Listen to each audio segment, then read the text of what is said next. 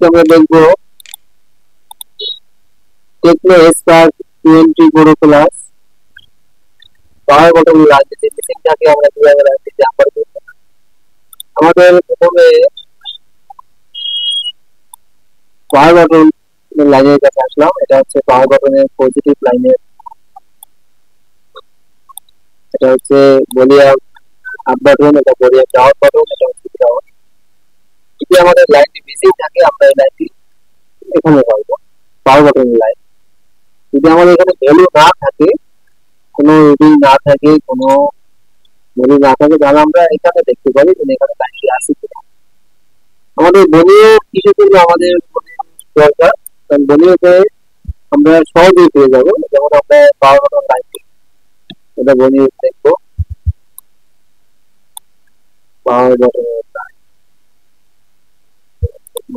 দেখবো আমরা।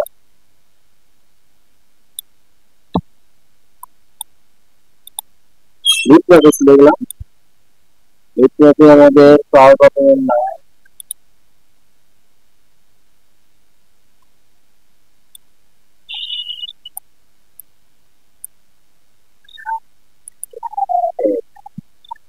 যদি আমাদের এখানে পাওয়ার বাটন লাইনে আমরা যদি এখানে চাপ দেওয়ার পরে ক্লিক করার সাথে সাথে আমাদের দেখা যাবে লাইনটি কোথায় গেছে, আমাদের লাইনটি দেখা যাবে আমাদের লাইনটি কোথায় আছে।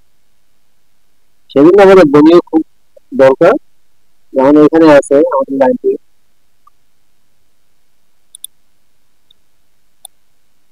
তারপর আমাদের পাওয়ার বাটন লাইন, তারপর আমাদের ভলিউম আপ বাটন, তারপর ভলিউম ডাউন বাটন লাইন আমরা এখানে পাবো।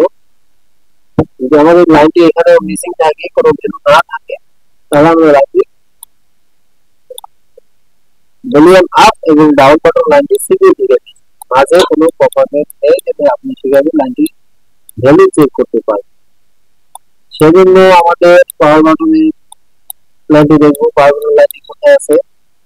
পাওয়ার বাটন লাইনের মাঝখানে কোনো পারফরম্যান্স নেই যে আপনি সেখানে চেক করতে পারবেন। পাওয়ার বাটন লাইন মিসিং থাকলে ভ্যালু না থাকে আমাদের পাওয়ার বাটনের লাইনটি পাওয়ার এসি থেকে মিসিং, আমাদের বুঝতে হবে লাইনটি তাহলে পাওয়ার এসি থেকে মিসিং আছে, যে আমরা এখানে লাইনটি কোনো ভ্যালু না পাই। সেজন্য আমাদের লাইনটি কোথায় আছে, তাহলে আমাদের পাওয়ার এসি থেকে। সামনে আরো সুন্দর সুন্দর ভিডিও দেখার জন্য আরো ভিডিও দেবো, এ বিষয়ে আরো আলোচনা হবে, সেজন্য সাবস্ক্রাইব করে রাখতে হবে। ধন্যবাদ।